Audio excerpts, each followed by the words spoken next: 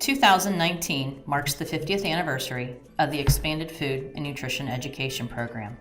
In 1969, the USDA launched what would become America's longest standing nutrition program. Thank you all for being a part of that legacy. In the 40s and 50s, after the war, America saw great prosperity and growth as a nation. However, many families were still considered the invisible poor. These families were comprised of unskilled workers, migrant farmers, minorities, and single mothers. Many government programs like Head Start, Community Action, and WIC were established to fight the war on poverty. In 1964, the USDA approved funding for nutrition programming in 5 pilot states. Each state was given money to develop a nutrition program in an effort to help these families gain knowledge in and around feeding their families. It was in Alabama that EFNEP was born as part of the pilot project, and in 1969, EFNEP was launched nationally.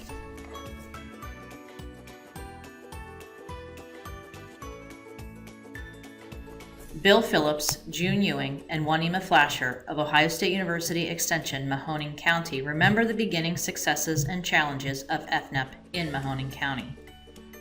Here, Bill shares his perspective of developing the EFNEP program in the car ride home from Columbus. Beulah Converse was home economics agent at that time, and Beulah and I were called to Columbus along with other counties throughout the state of Ohio, and informed that we were going to have an expanded food and nutrition educational program and go home and get it done. So on the way home, Beulah was driving and we were talking. I was making notes because we were starting off from scratch. So that was the beginning. Was that 1969? The aides worked primarily in the home. They had some group meetings, but the emphasis was on having them work in the homes individually. You had to start off, no one knew you or what the program was about, so you had to explain all this. You had to gain entrance to the home, and one of the aides was explaining that in many of the homes she worked with, or many of the people she worked with in their homes, the first thing to do was to clean off the kitchen counter. That was the first thing before they started on anything else.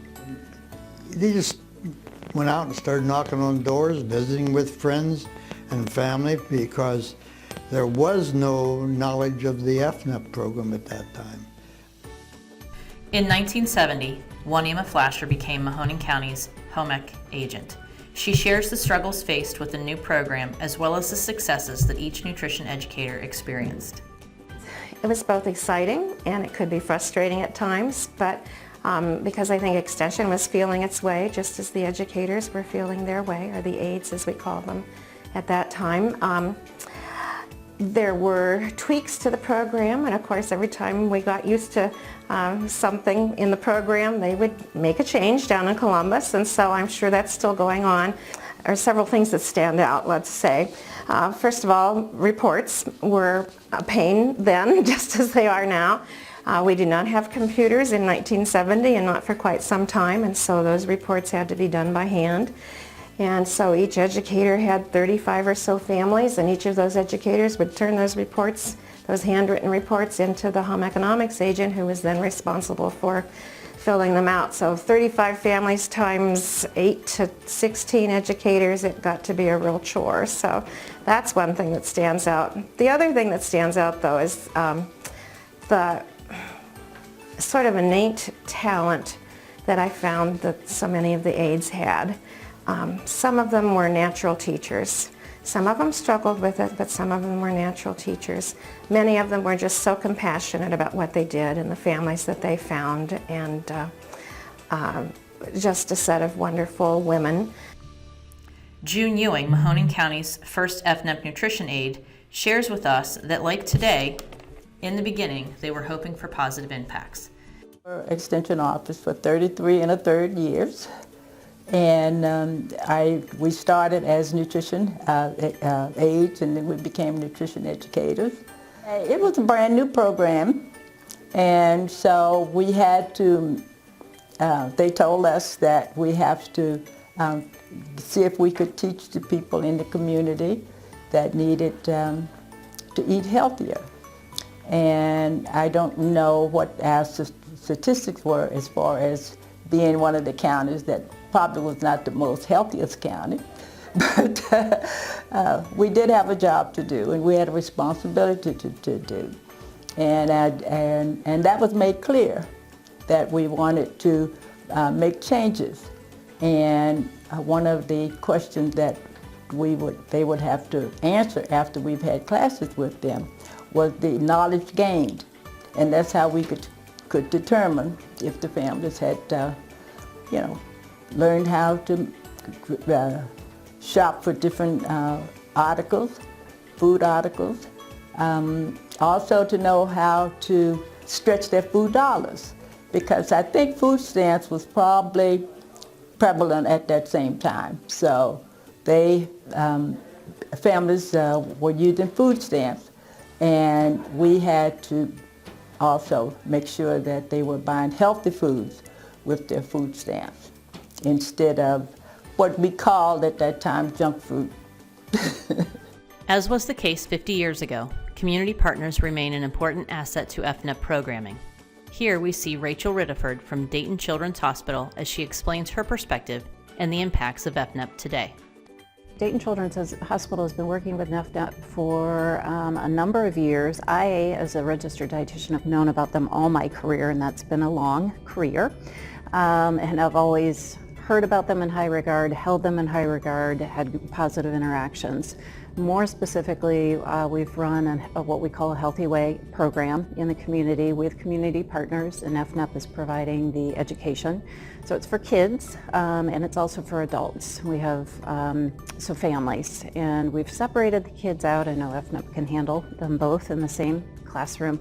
We chose to separate the kids out into one classroom so there's more physical activity going on, keeping the kids engaged at a different level, and then for the adults, whether they're the parents, parenting people, whoever is bringing the kids.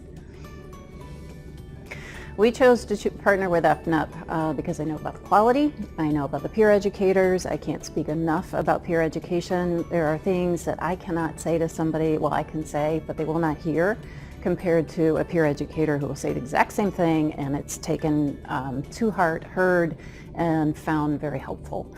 And then the quality of the material is outstanding, and as a registered dietitian, I am super picky about who is giving what nutrition education to whom, because there's so much misinformation, and I am totally comfortable with EFNEP curriculums.